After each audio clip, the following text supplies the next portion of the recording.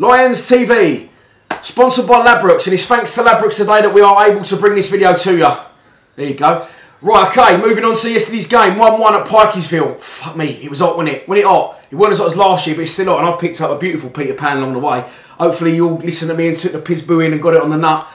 But yeah, the game as a whole, first half was flat again for me. We probably carved out the best two chances. Steve Morrison had both of them, one from either side of the box. Both he could have put his foot through and he didn't for me. It was a bit of a strange one with him. He still doesn't look right to me. Something's not right. I think he's carrying an injury.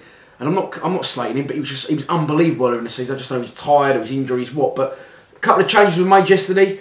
Most notably, Joe Martin come in out of the wilderness to play left back. Tony Craig must have been injured, as must have Fergie must have been, and Dave Worrell played, which switched Jed to the left. I didn't mind Jed on the left because a lot of people were saying, you know, Jed needs a more central role. When he's on the left, he cuts in, and it sort of brought him a lot more central than he usually would.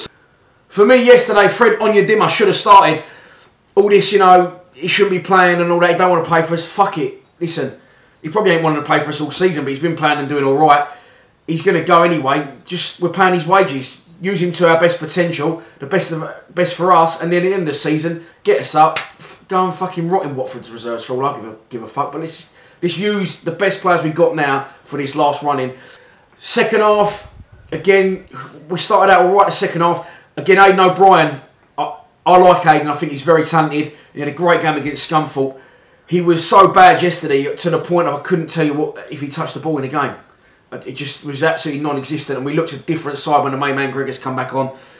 And, you know, it just shows our season hasn't been firing. And again, it's because our two main strikers have been out at separate times. As soon as he came on, although we conceded almost not long after, he sort of changed the game, Gregor's. Their goal, at the time, I was standing with Tony Thomas and he said King should have held it. No way. It was a brilliant reaction save. He just one of them things. A reaction save was a great save, and the first to react just landed at their centre forward's feet, and he tucks it away for 1-0. And then we kick into action. That's when we really kick into action. And it's just a shame that the fire we had in our belly, we had a 15-20 minute period there, we was knocking the ball around, we was attacking with intent, we was getting crosses into the box, and we looked really, really good. It's just a shame that it has to get to that point for us to go 1-0 down to get that fire in their belly. They should have that fire in their belly at kick-off. But listen, let's not knock it. It was a good point in the end. Come back, they're fighting for their lives. They're in the relegation zone pretty much. And they was on the ropes. They was absolutely hanging on. Again, a few people have commented on Kieran's full-time video. You know what I'm saying? He said in 1 second, it seems like we're back on track. And then he said 30 seconds later, there's something missing. I think what Kieran's saying there is, we're back on track results-wise. We're unbeaten this month. We won 2 and we've drawn 1. But there's something missing still going forward. For me, we had that something missing. That 15 minutes period when we scored and straight after, we was unbelievable. And, you know, a little couple of flicks and kicks go our way and we win the game. So, but listen, saying, you know, it's not a bad point at all. We're still right in the hunt. We're back in the top 6. And once again, now it is in our hands. What we've got to make sure we do is absolutely get 3 points at home to Northampton. Power cutting yesterday, absolute carnage. Had to stay in the holiday inn.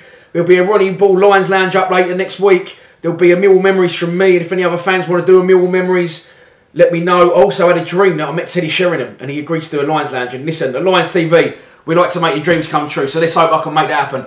And I'll see you down the den on Friday. Please subscribe to Lions TV. Come on, you Lions.